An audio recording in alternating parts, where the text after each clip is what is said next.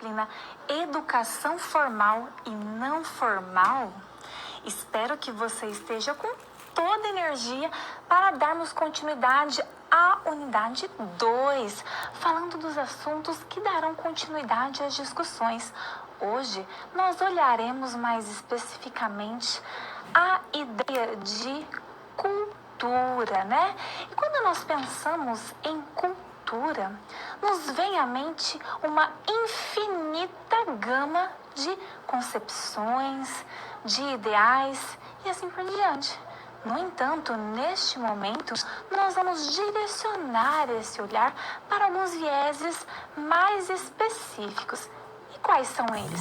Vamos verificar?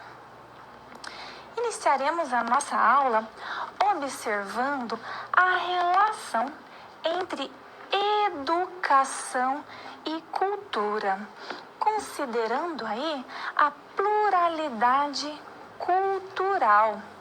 Então, caro aluno, neste momento, nós vamos iniciar a nossa discussão pelo conceito, pela ideia de educação e cultura, pensando principalmente nos diferentes olhares sobre a cultura e memória cultural, observando ainda a educação em espaços de vulnerabilidade social, bem como a ideia de o que seria essa vulnerabilidade social?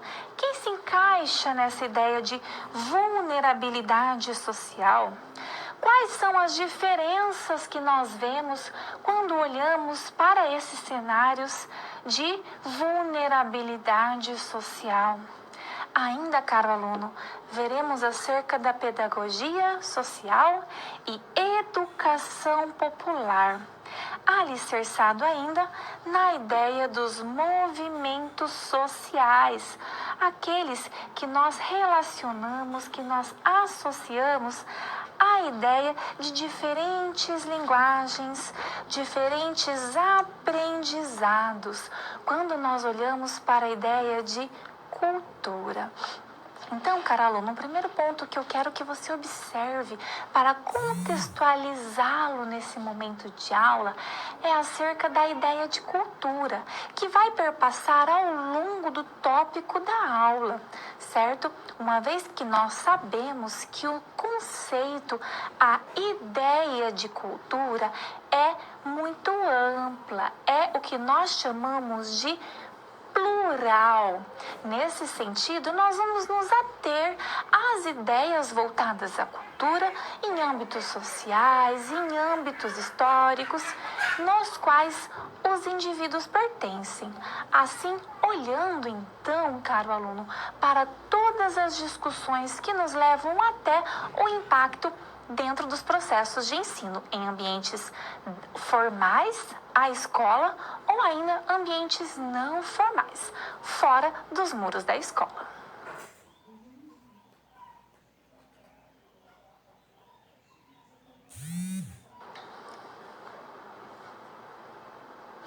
Caro aluno, se eu te perguntar a definição de cultura, você saberia me responder?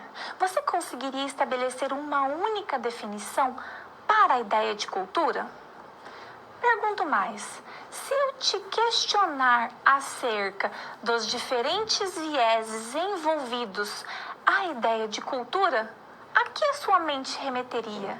O que você pensaria? Difícil definir, não é mesmo, caro aluno? Pois bem, isso acontece justamente porque quando nós pensamos em cultura, nós precisamos ter em mente que ela é polissêmica. O que é uma palavra polissêmica? É uma palavra que traz vários sentidos, traz várias concepções. E cultura é um perfeito exemplo disso, né?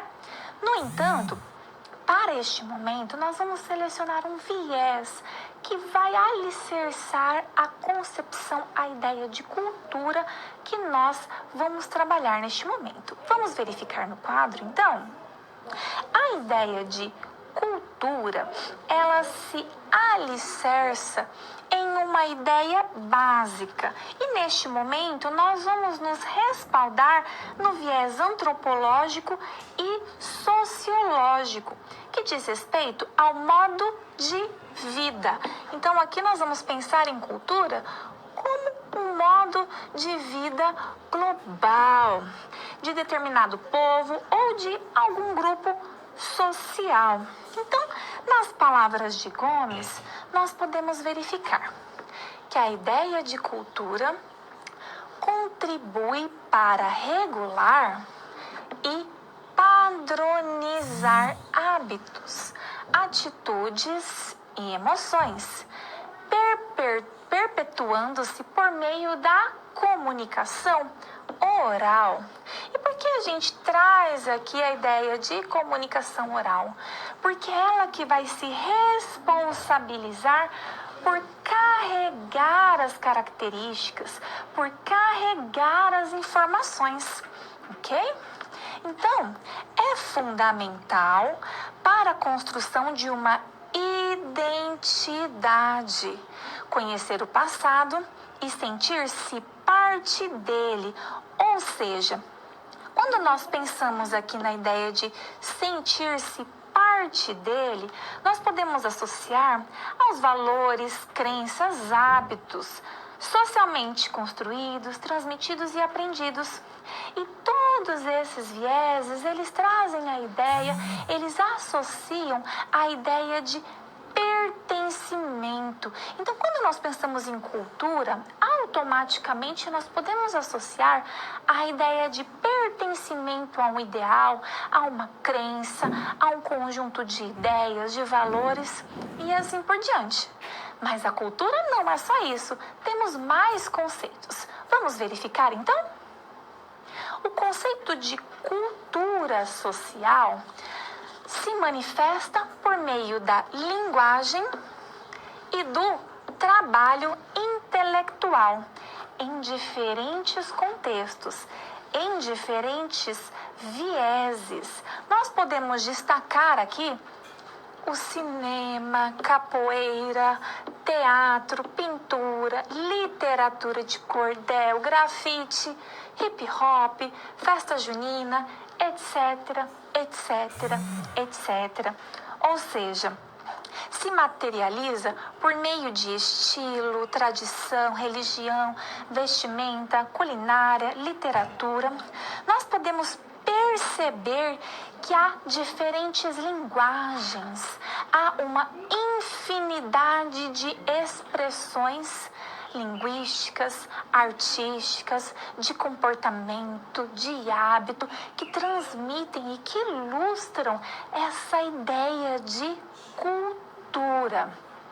Sabendo então que existe uma infinidade de linguagens, uma infinidade de expressões, uma infinidade de crenças, valores, comportamentos, nós precisamos observar para a existência da diversidade cultural. É inegável a existência da diversidade cultural, uma vez que quando nós olhamos aqui nesse país de dimensões continentais, nós podemos observar uma infinita gama de possibilidades, uma infinita gama de nuances entre as culturas. E como que isso ocorre? Vamos verificar?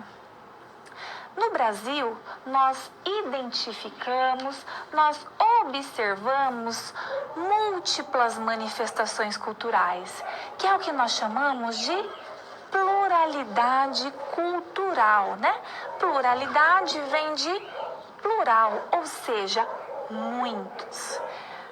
Foram disseminados, então, pelos colonizadores europeus, indígenas, africanos, afro-brasileiros, imigrantes italianos, japoneses, alemães, poloneses, árabes, entre outros. Caro aluno, quando você pensa em Brasil, eu tenho certeza que você pensa em uma infinidade de manifestações culturais.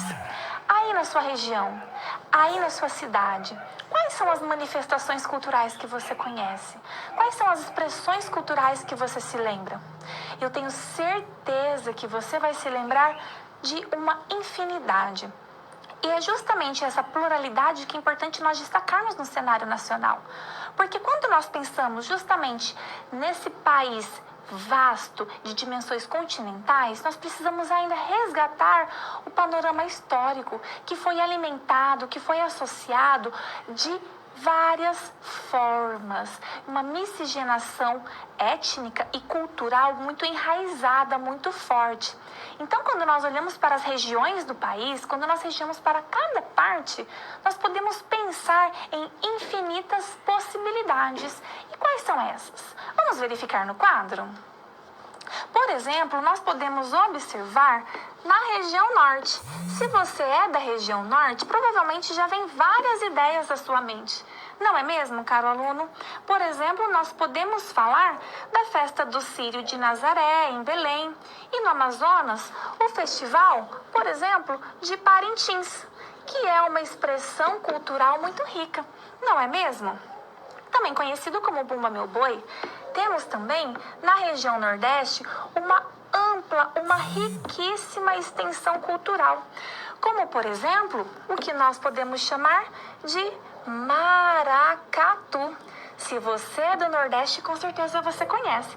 Temos outras infinitas, né? Como também, por exemplo, o frevo, a capoeira, festas religiosas como o Iemanjá, literatura de cordel e assim por diante. Quando nós pensamos no Sudeste, nós também vemos um arsenal muito amplo, como, por exemplo, os santos padroeiros, cavalhadas, o peão de boiadeiro, folia de reis, o calango e assim por diante. Na região Centro-Oeste, nós também temos uma infinita riqueza. Como o quê? Nós podemos associar a cavalhada, podemos associar ao fogaréu e assim por diante. E na região sul, aqui onde eu estou, nós podemos associar, por exemplo, com a festa da uva, a Oktoberfest e assim por diante. Tudo isso ilustra o quê? Ilustra que nós temos uma infinita possibilidade cultural. De norte a sul do país, nós temos uma riqueza linda, ampla, no que diz respeito aos cenários culturais.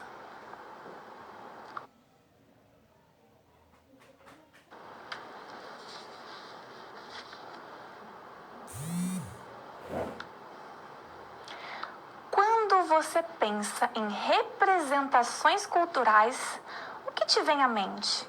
O que vem a ser uma representação cultural? É muito amplo essa ideia, né? Nós podemos pensar em exemplos de manifestações de norte a sul, como nós podemos também pensar em uma manifestação que acontece na nossa cidade, uma manifestação que acontece no nosso bairro, na nossa comunidade e assim por diante. Mas de que forma que ela se caracteriza? Vamos ver no quadro? É importante nós pensarmos, primeiramente, a ideia de respeito à cultura urbana. E por que nós precisamos pensar nisso? Porque nesse processo educativo, nós temos que observar diferentes estilos musicais, quadros de diferentes pintores, ouvir e recitar poesias, práticas que ampliam o repertório, enfim, uma ampla infinidade de ações. Então, nesse momento, nós vamos observar para a arte como advento das transformações das ações sociais e ainda a explosão demográfica das cidades, trazendo uma nova perspectiva para as manifestações culturais e artísticas dos centros urbanos.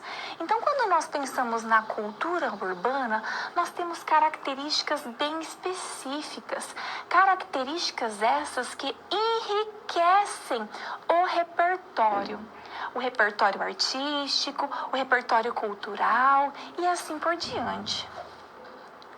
Além disso, nós precisamos pensar na cultura popular. Quando nós pensamos em cultura popular, um ponto importante que nós precisamos pensar é que a cultura popular, ela se caracteriza por passar de geração em geração. Normalmente, ela é passada por membros da família, por membros de importância em comunidades, em grupos sociais e assim por diante. Por vezes, de maneira escrita, por meio de relatórios e livros, mas principalmente por meio da oralidade, por meio da contação. Então, talvez você se lembre dessa experiência do seu avô, do seu bisavô, contando experiências culturais, manifestações culturais que ele conhecia, da sua experiência de vida, do seu contexto, da sua vida em si. Então, isso é exatamente uma característica muito importante das manifestações culturais. Mas não é somente isso. Vamos verificar no quadro? Nós podemos associar ainda as práticas culturais populares. Elas apresentam diferenças. E essas diferenças, caro aluno, elas muitas vezes se devem às lutas. Lutas que nós podemos associar às relações de sexo, às relações de classe, raça, etnia, idade, ou ainda questões ligadas a regionalidade. Então, quando nós pensamos em cultura popular, ela se caracteriza fortemente pelas relações sociais provocadas pelo homem. Então, a cultura popular, ela tem um traço muito forte de se relacionar com a identidade. A identidade do indivíduo, mas também a identidade do grupo a que ele pertence. E essa ideia de identidade, ela é muito importante também para construir a sensação de pertencimento a um grupo. Neste caso, um grupo embasado nas diferenças e nas concepções culturais. E de que forma que isso se estabelece dentro do processo educativo? Como que isso acontece nas relações quando nós pensamos no processo de ensino e aprendizagem? Essa é uma questão muito importante que nós precisamos observar, uma vez que dentro do contexto de ensino e aprendizagem, a diversidade cultural e as relações interculturais, elas têm uma evidência muito significativa. E são justamente essas diferenças que têm um papel essencial no reconhecimento do indivíduo. Mas como isso acontece, caro aluno? Vamos verificar no quadro? Nós podemos observar que a cultura popular e a educação, elas têm uma relação muito íntima, uma vez que é papel do professor encontrar meios, encontrar formas de criar um espaço para a expressão da multiplicidade de vozes, ou seja, dessa pluralidade cultural. Ou seja, o professor não deve silenciar uns pelo discurso dominante, ou seja, como nós sabemos, caro aluno, a importância da diversidade cultural e nós sabemos que no nosso país nós temos diferenças culturais relacionadas à regionalidade, a sexo, etnia, concepções religiosas e assim por diante. Dentro de sala de aula, o professor tem o papel de considerar, de valorizar, de olhar para toda essa diversidade religiosa e não menosprezar uma em detrimento daquela que é predominante, daquela que é dominante naquele contexto.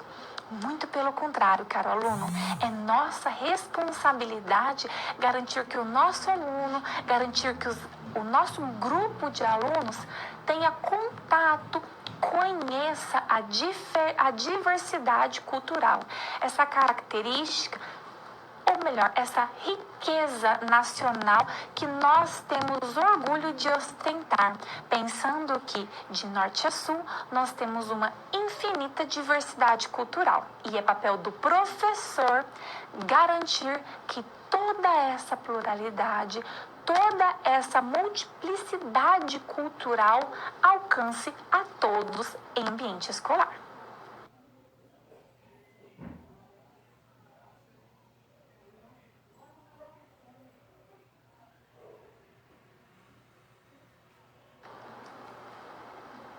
Caro aluno, você, futuro professor, quase aí tendo a experiência como educador, eu tenho uma pergunta para te fazer.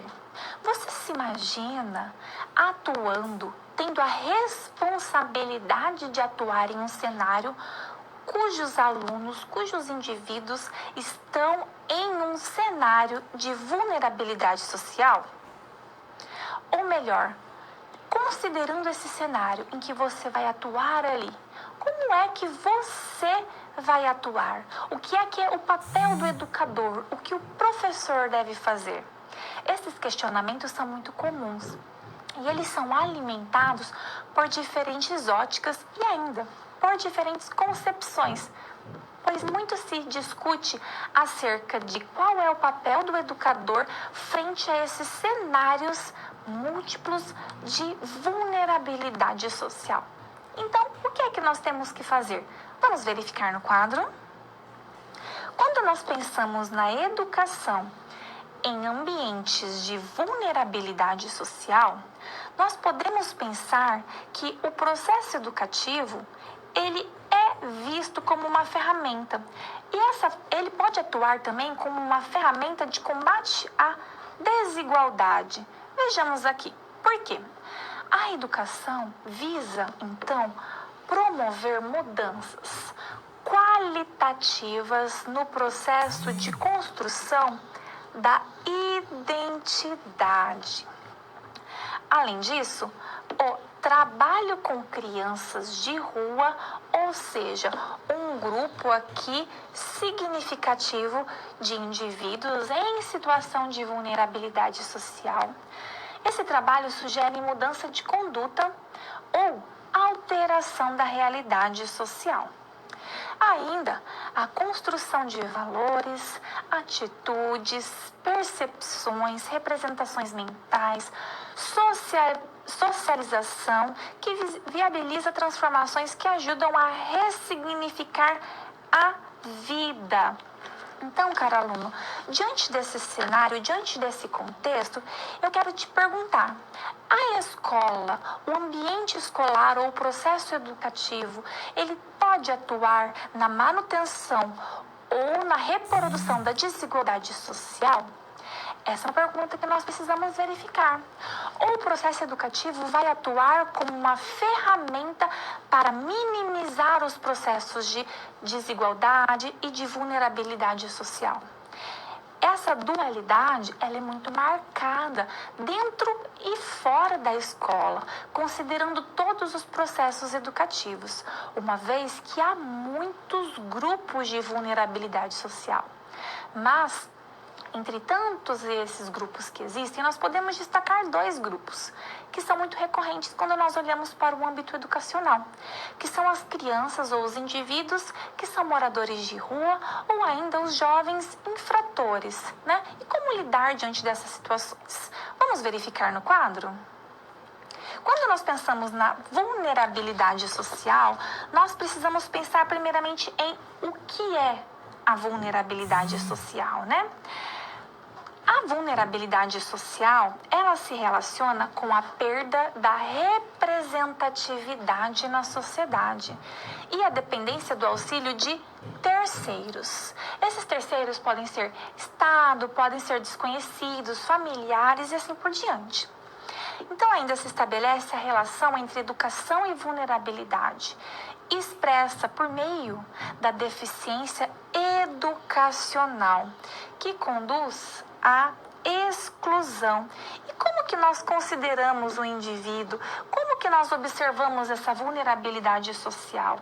Nós temos observado também indicadores, como, por exemplo, o indicador IDH, que é o Índice de Desenvolvimento Humano, o nível médio de renda, que é outro ponto importante que nós observamos, questão da escolaridade, o desemprego, trabalho informal, Tudo isso tem demonstrado a disparidade social, ou seja, a diferença social, que muitas vezes culmina, acarreta esse cenário de vulnerabilidade social. E essa vulnerabilidade, ela é condicionada principalmente por três fatores, né? Entre eles, nós podemos destacar a intersetorialidade na gestão das políticas educacionais, a relação escola e família e o acompanhamento de frequência dos alunos em vulnerabilidade. Mas quando nós pensamos nessa discussão em torno da vulnerabilidade, nós podemos verificar que ela está presente, que ela se situa em diferentes âmbitos, não é mesmo? Porque quando nós pensamos na criança, no indivíduo que é morador de rua, nós podemos pensar que é um cenário exclusivo para grandes centros, para metrópoles e assim por diante. Mas ao olharmos para o Brasil como um todo, ao olharmos para a realidade, provavelmente nós já vamos observar que esse é um cenário que se repete em todo lugar. Eu tenho certeza, caro aluno, que você, ao andar pelas ruas do comércio, pelas ruas do centro da sua cidade, por maior ou menor que a sua cidade seja, você já identificou algum cenário, alguma situação que ilustre esses indivíduos em situação de vulnerabilidade social. Considerando isso, nós podemos afirmar que esse é um cenário que se repete em todos os lugares. Mas essa vulnerabilidade social, ela tem impactos, né? Ela tem impactos na formação do indivíduo e também na condição de resgate que aquele indivíduo pode ter. E como isso ocorre? Vamos verificar no quadro? Esses grupos sociais vulneráveis, eles são aqueles grupos que não estão representados nas instituições de uma dada sociedade. Eles são, então, considerados esses grupos sociais vulneráveis. Essas pessoas não possuem condições adequadas mínimas de sobrevivência, pois foram colocadas à margem da sociedade. Uma vez que esse indivíduo considerado à margem da sociedade, ele é aquele que não tem as mínimas condições para a sua sobrevivência, as mínimas condições para o exercício da sua cidadania e assim por diante. E a ausência desses direitos, a ausência de todos esses fatores impactam nas possibilidades que aquele indivíduo tem. E é justamente aí que nós podemos pensar de que forma que o educador pode atuar.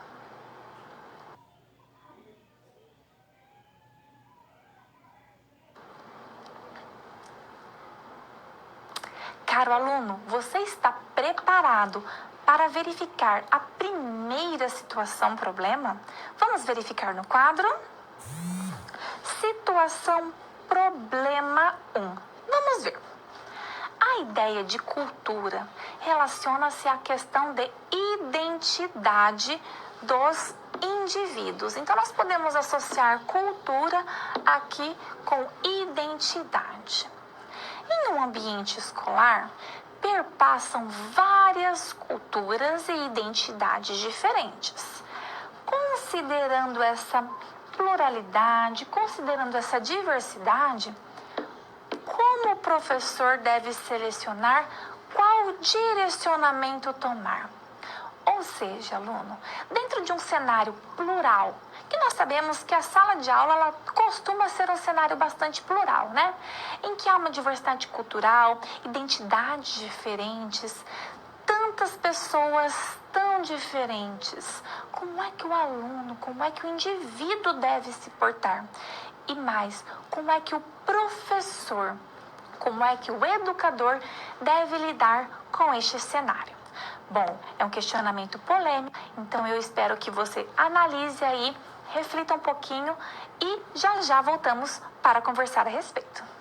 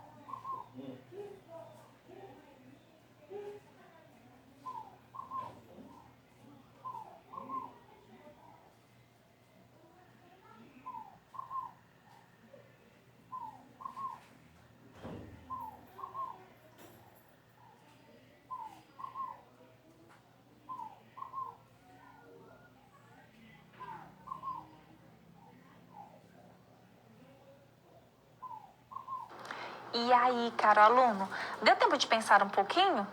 Tenho certeza que algumas situações já vieram à sua mente, não é mesmo? Vamos verificar a resolução no quadro? Quando nós pensamos na relação da cultura com a escola, nós podemos ver que elas são indissociáveis, não é mesmo? Então, elas encontram-se atreladas a um processo de seleção e produção de saberes, de visões de mundo, de habilidades, valores, símbolos e também significados. Portanto, de elementos culturais que permitem ser organizados e selecionados para serem posteriormente ensinados. Neste sentido, o professor deve considerar as diferentes manifestações culturais que perpassam o contexto em que estão inseridos. Então, caro aluno, quando o professor estiver ali em um cenário cuja pluralidade cultural se manifesta, cujas diferenças culturais estão latentes, quantas diferenças, quantas particularidades. O primeiro ponto importante de destacar é que ele deve reconhecer essa variedade, ele deve identificar essa heterogeneidade cultural que se caracteriza em quaisquer ambientes. Feito essa organização, essa identificação, é papel do educador garantir que os grupos, os alunos, os pares, a comunidade entenda essa diferença, entenda essa pluralidade. Entendendo que são características latentes, são características diversas, levar então, garantir ao reconhecimento e respeito daquela comunidade, ou seja, o respeito daqueles indivíduos que são diferentes, mas que são iguais. E a responsabilidade do professor garantir então que o público como um todo identifique, reconheça e respeite a pluralidade cultural.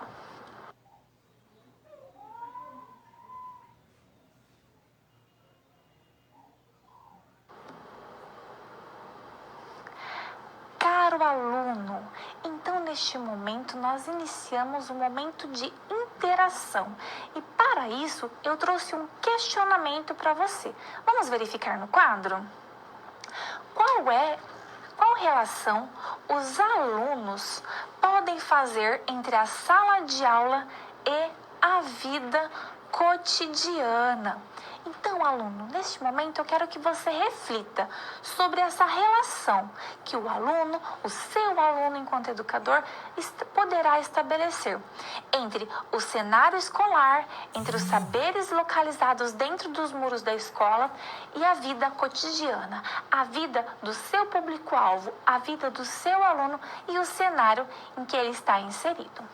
Pense um pouquinho a respeito, recrute todos os saberes que você tem nessa disciplina e nas outras que você já estudou, já verificou e lembra.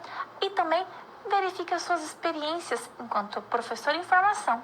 E já já voltamos para ouvir um pouquinho a respeito. Aguardo sua contribuição.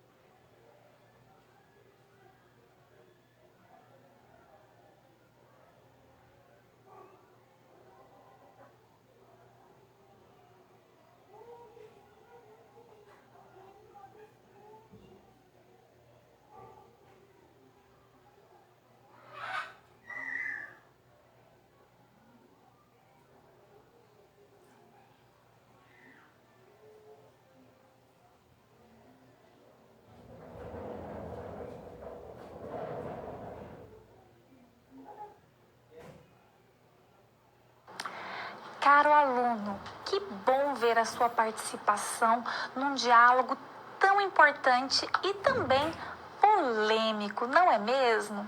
Um dos pontos elencados e destacados é justamente estabelecer essa relação e verificar, por exemplo, elementos do ambiente escolar que nós podemos associar ou reconhecer ao ambiente do cotidiano, à vida cotidiana. Saberes que nós aprendemos dentro do ambiente escolar que podem ser levados, que podem ser respingados à nossa prática social, à nossa vida cotidiana. Isso acaba sendo um pouco mais comum. E por que não o sentido inverso? Não é mesmo? Pegar aquela prática, aquela experiência da sua vida cotidiana, reconquistar as experiências cotidianas que o seu aluno tem, a experiência que ele tem e associar aos saberes acadêmicos, associar aos saberes de dentro da escola. Estabelecer então essa ponte, estabelecer essa aproximação entre os saberes que nós temos dentro do ambiente escolar e ainda os saberes que nós temos no nosso convívio social, uma vez que a ideia é que essas concepções elas sejam associadas e não separadas, como muito se imagina anteriormente.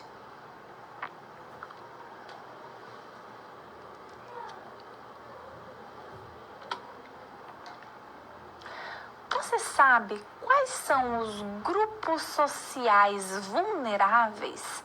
E quando você pensa nesses grupos sociais vulneráveis, quais vêm à sua mente? Você faz associação com quem ou com quais grupos? Nós podemos pensar em uma infinidade deles, não é mesmo? Mas nós vamos destacar nesse momento dois grupos que são representados em um grupo muito grande, em uma escala muito grande em cenário nacional. O primeiro deles, nós podemos pensar nas crianças moradoras de rua ou nos moradores de rua propriamente ditos. E o segundo grupo são os jovens infratores da lei. Ambos os grupos, nós podemos observar que eles passam por desafios de reinserção como cidadão, reinserção no mercado de trabalho, reinserção na prática social. E como que isso acontece? Vamos verificar no quadro? O primeiro ponto importante para destacarmos diz respeito ao trabalho com as crianças de rua. Vamos verificar o que a Constituição Federal diz? Vejamos. Segundo a Constituição Federal de 1988, é dever da família, da sociedade e do Estado assegurar à criança e ao adolescente, com absoluta prioridade, o direito à vida, à saúde, alimentação, educação, lazer, profissionalização, cultura, dignidade, respeito, liberdade e a convivência familiar e comunitária, além de colocá-los a salvo de toda forma de negligência, discriminação, exploração, violência, crueldade e opressão. Então, quando nós pensamos nesse grupo aqui, de crianças moradoras de rua, nós já percebemos que vários dos pontos elencados na nossa Constituição Federal estão feridos, né? Nós pensamos em pessoas aqui em situação de abandono. E podem ser por infinitos motivos, né? O que leva uma criança a ser moradora de rua?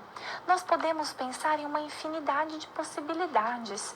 Pode ser por alguma discussão, algum problema com os membros da família ou com quem essa criança mora. Nós podemos pensar em violência doméstica. Nós podemos pensar em algum tipo de abuso direcionado para essa criança. Fato é que os motivos são os mais variados possíveis, mas essa criança moradora de rua, ela não está tendo acesso aos direitos constitucionais, os direitos já previstos na Constituição de 88. E como é que nós vamos lidar com isso? Como é que nós, educadores, vamos lidar com uma situação tão delicada e tão difícil de resgatar esse indivíduo? Vamos verificar no quadro? Então, é importante nós pensarmos que existe aí uma falta de políticas públicas consistentes para enfrentar essa situação, né? Nesse sentido, a relevância do trabalho de educação na rua passa pelo poder público, educadores e comunidades. Então, são várias instâncias, vários vieses associados. Então, a falta dessas políticas públicas consistentes enfraquece o combate à exclusão social. Então, como nós vamos lidar com isso? Como que o educador vai conseguir se situar e mudar esse horizonte? Uma vez que não há fórmulas prontas, não há um passo a passo definido.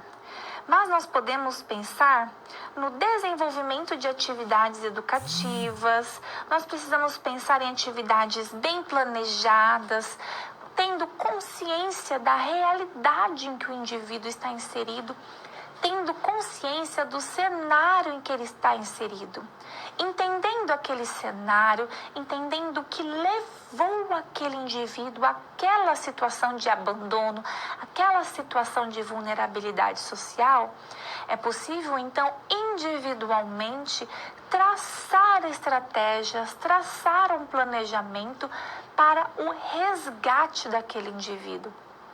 Quando nós pensamos que não há fórmulas prontas, é porque o motivo que levou aquele indivíduo àquela condição, ele terá um impacto significativo nas estratégias, nas formas e nas ferramentas para atuar naquele momento. Então, um cenário é diferente do outro. Nós não podemos traçar uma receita de bolo que vai servir para todos os casos. Mas fato é que é indispensável identificar e entender aquele cenário para assim conseguir atuar e conseguir transformar aquela situação. É só isso, caro aluno? Não é só isso. Tem mais. Vamos verificar no quadro?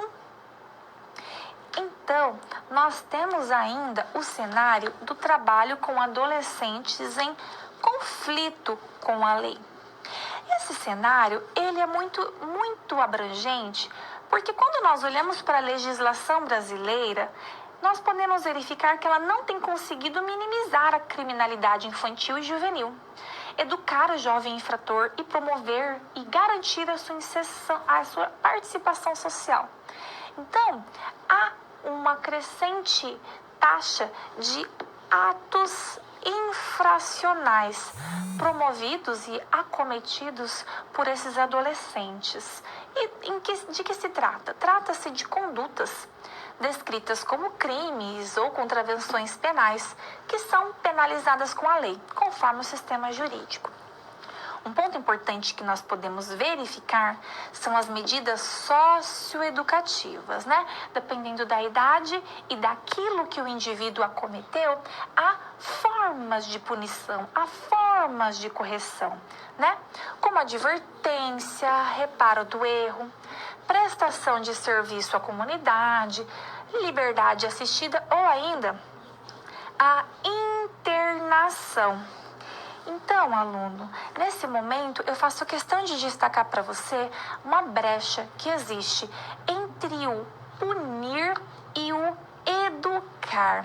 Essa é uma brecha muito polêmica e muito questionada, porque discute-se qual é o mais eficaz: punir aquele indivíduo ou atuar com um ato educativo naquele cenário.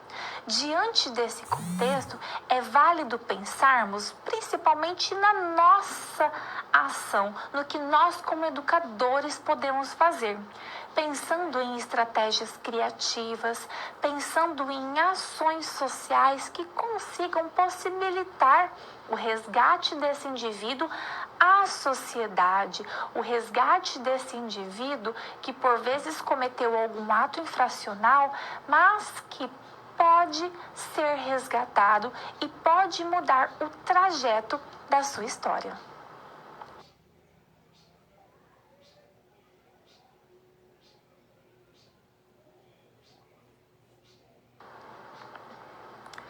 Você já ouviu falar de pedagogia social? O que vem à sua mente quando nós trazemos essas definições? Provavelmente você já pode ter ouvido em alguma discussão, mas às vezes ainda falta definição, ainda falta entender exatamente quais são as suas características e a que elas se referem. Não é mesmo, caro aluno? Eu tenho certeza que uma palavra, um nome vem à sua mente: Paulo Freire. Mas o que se preconiza? O que se prevê? Vamos verificar no quadro?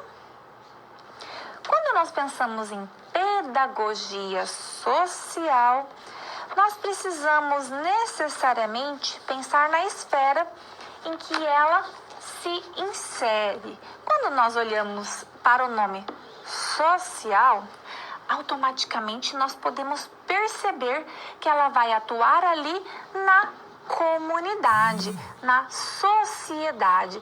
E ela vai atuar de que forma? De que jeito que essa pedagogia social vai atuar?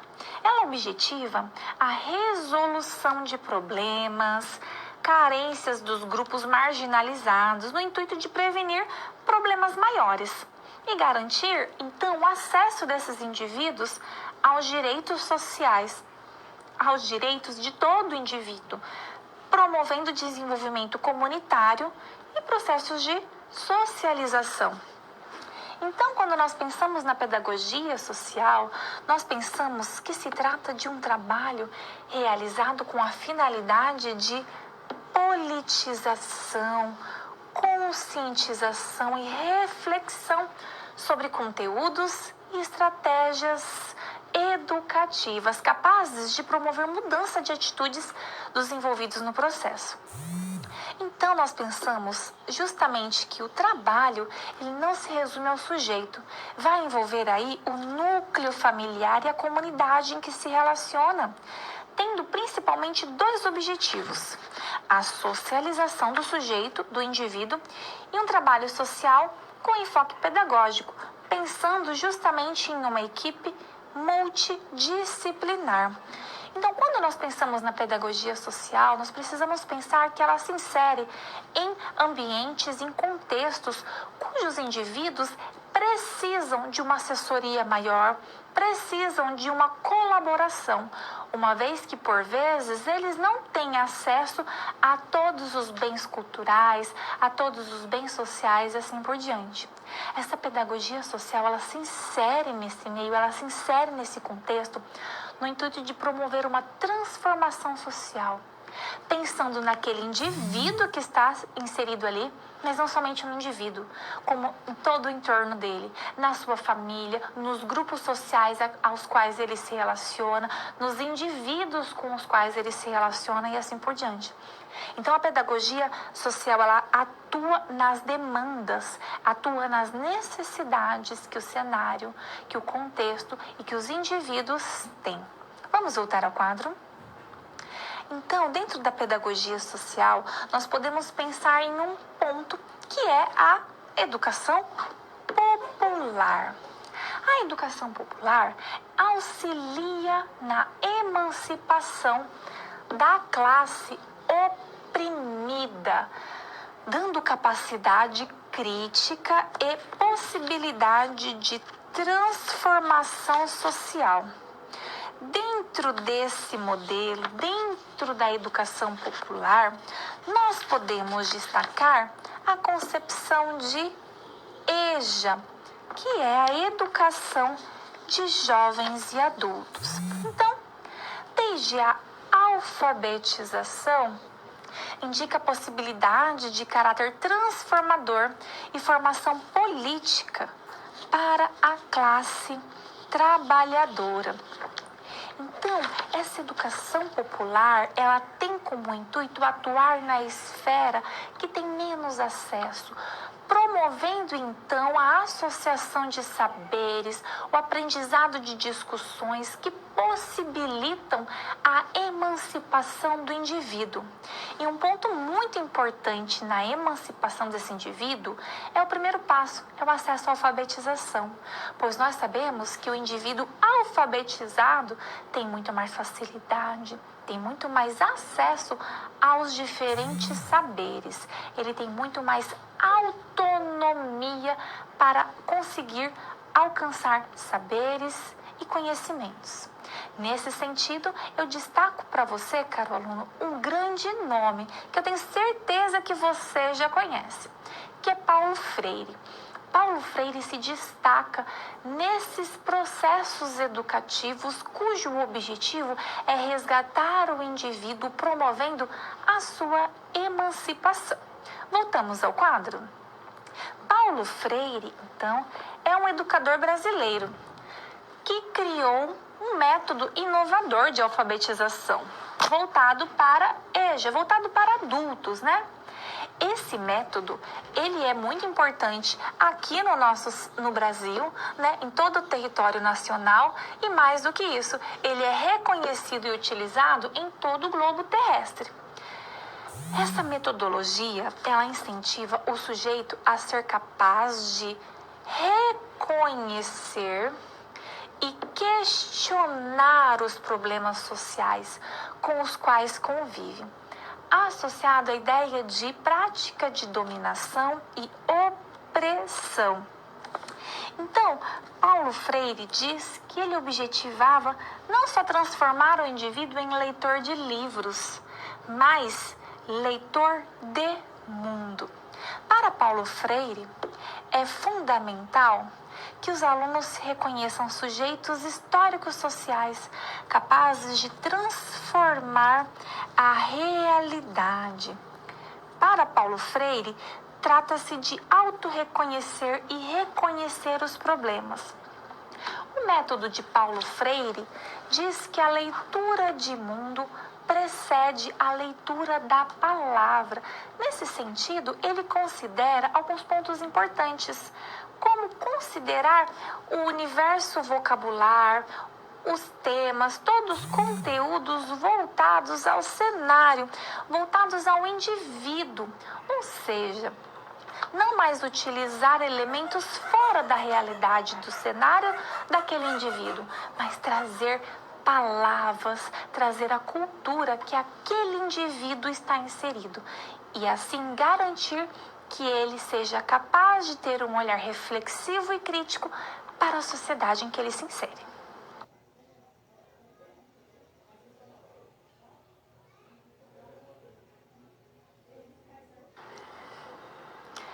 Caro aluno, você sabe o que são movimentos sociais?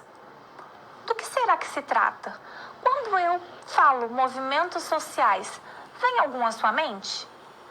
Nós, atualmente, estamos mergulhados em discussões acerca de movimentos sociais, acerca da legalidade ou não dos movimentos sociais, acerca da importância ou não dos movimentos sociais. Não é mesmo? Mas, propriamente, o que são movimentos sociais? Vamos verificar no quadro? Os movimentos sociais, eles têm como característica se iniciar na defesa dos direitos humanos.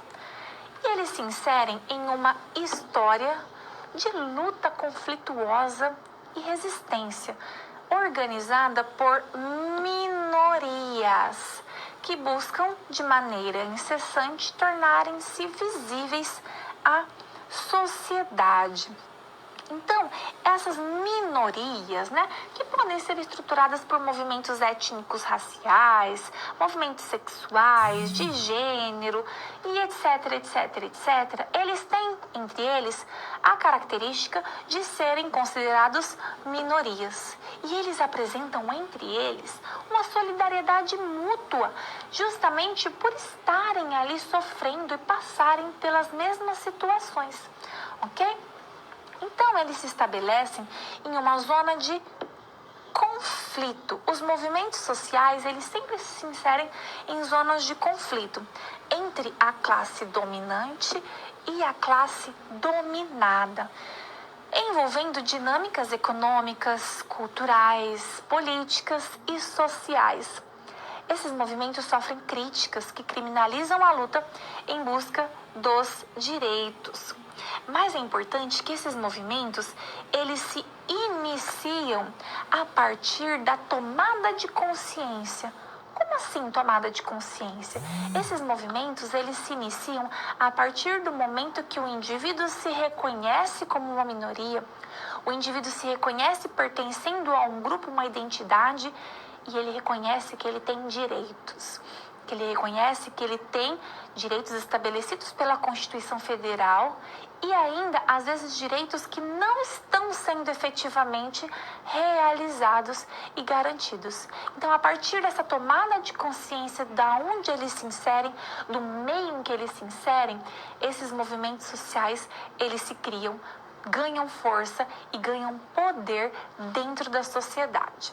E esses movimentos sociais, eles são responsáveis por grandes mudanças na nossa realidade, grandes impactos. Como assim? Por vezes a homologação de alguma lei, algum direito e assim por diante. Vamos ao quadro verificar? Nós temos aqui algumas conquistas significativas. Vejamos. Nós temos aqui, por exemplo, a aprovação da Lei 11.645 de 08, que trata da inclusão da história e cultura afro-brasileira indígena como conteúdo curricular, ou seja, é por meio de movimentos sociais que houve a inserção da história e cultura afro-brasileira indígena no currículo. Temos também a possibilidade de adequação de calendário escolar às peculiaridades regionais, pensando em questões climáticas e colheitas. Essas conquistas na legislação foram alcançadas por movimentos sociais, os mais diversos. Mas, quando a gente pensa em cenário nacional, nós podemos destacar alguns movimentos que são fortes e que são muito atuantes ainda hoje, como, por exemplo, o MNU, que é o Movimento Negro Unificado. Temos também o UNI, que trata da União das Nações Indígenas. E também o MST, que é um movimento sem terra. Além desses movimentos que tiveram a sua importância, nós temos outros pontos que são importantes e que trouxeram outras formas de conquista. Um ponto importante que eu quero destacar para vocês é que é justamente pela luta dos grupos sociais que nós alcançamos, por exemplo, a Resolução CNE-CEP número 1, 2002, número 2, 2008, que garante direitos para a educação no campo. Temos ainda o Programa Nacional de Educação do Campo, o Pronacampo. Temos aqui também este decreto que também se relaciona à educação no campo. Temos ainda a Portaria 86/2013, que diz respeito aos programas de pós-doutorado. Ou ainda temos, por exemplo, a PNLD Campo de 2013 e 2016, que trata a respeito do livro didático específico, pensando em assuntos concernentes à educação no campo. O que eu quero destacar para você, caro aluno, é que é justamente essa tensão entre opressores e oprimidos que garante essas mudanças na estrutura da sociedade. Então, é justamente essa luta que os movimentos sociais trazem, essas lutas que os movimentos sociais conquistam direitos em vários processos, em vários elementos. Aqui nós estamos falando dos direitos de educação. E são esses processos que garantem a transformação nas camadas sociais. Naturalmente, nós sabemos que essas lutas, por vezes, demoram muito tempo para alcançar algum sucesso, alguma mudança significativa. Mas fato é que muitos dos direitos que nós temos hoje, nós só temos esses direitos porque houve grupos, houve movimentos sociais anteriores a nós que muito lutaram, que muito se esforçaram para garantir esses direitos.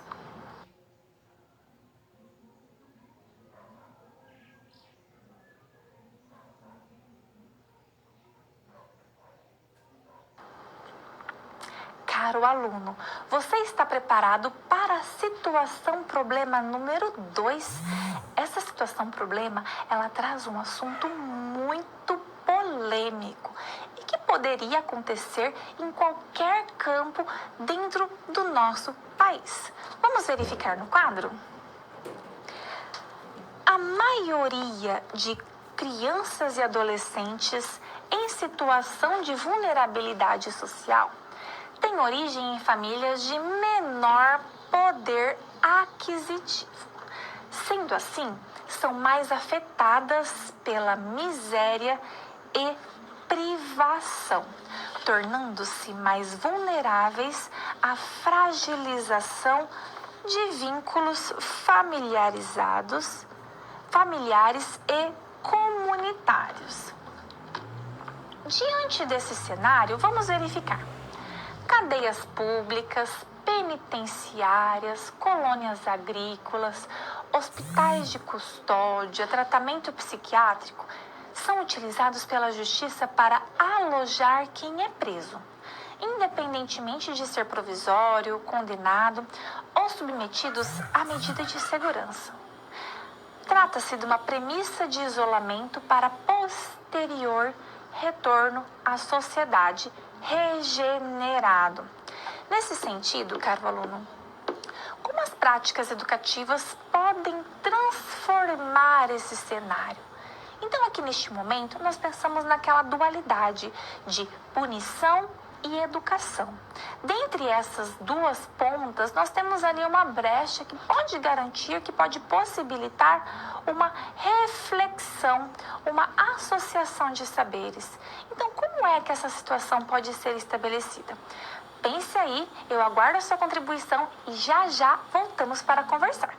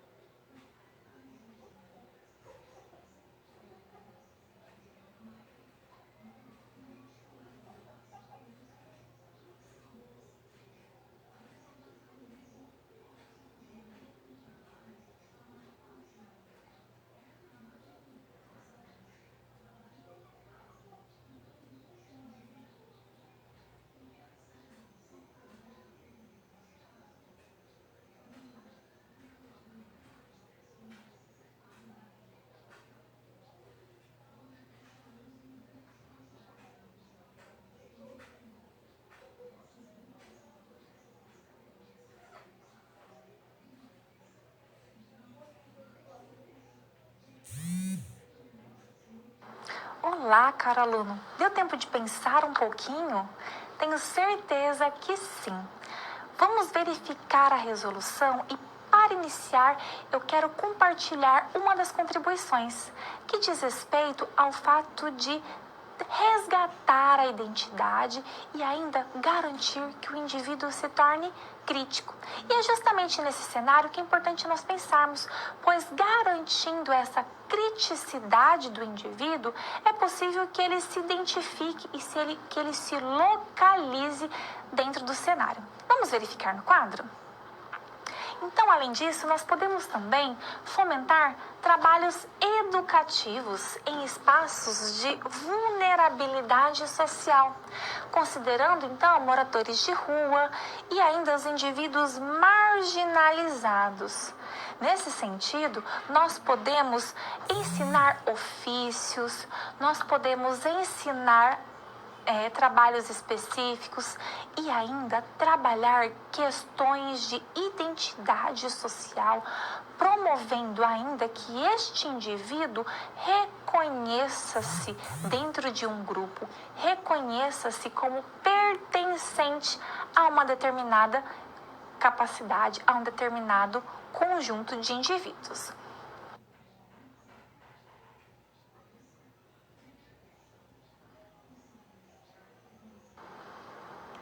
Caro aluno, neste momento, então, eu trago um questionamento muito importante para você pensar e para você debater aí com seus pares, com seus colegas e assim por diante.